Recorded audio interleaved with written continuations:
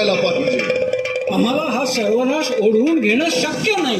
तर मग आमच्या राक्षस सेनेचा महाक्रोध ओढवून घ्यावा लागेल. हा अन्याय आहे. हलाहल दानवांच्याच वाट्याला जावं. नाही, हलाहल देवांनीच घ्यावं.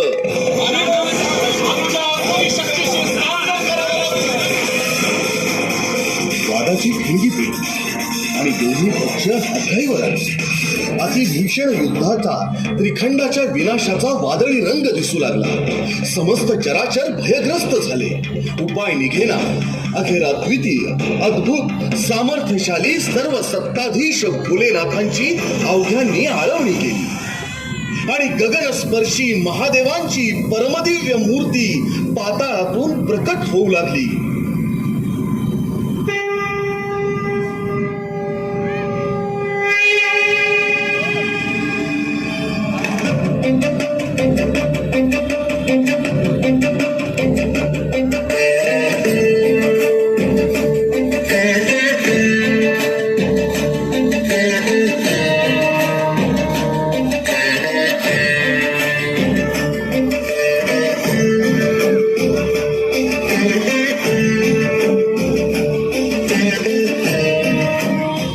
समस्त देवदानवांनी तुम्हाला चिंतामुक्त, भयमुक्त, समस्यामुक्त करण्यासाठी मी आलो आहे.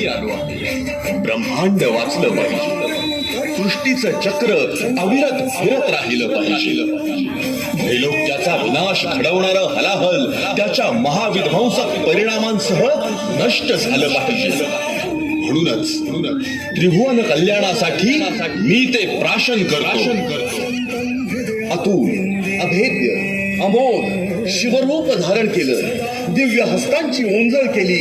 त्यात ते खळखळत सर्वनाशक हलाहल भरून घेतलं आणि क्षणार्धात ते हलाहल पिऊन टाकलं.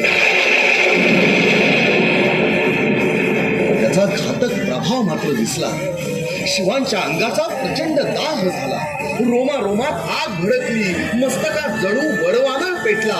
गळ्यात अडकलेल्या हलाहलामुळे असह्य असह्य आग होऊ लागली. अवघा कंठ निळा झाला.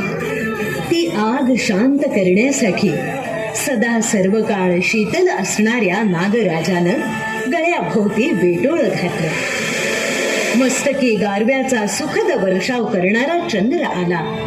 शिरावरून वाहत येऊन अवघ्या शरीराला जलाभिषेक करण्यासाठी पावन गंगा धावली.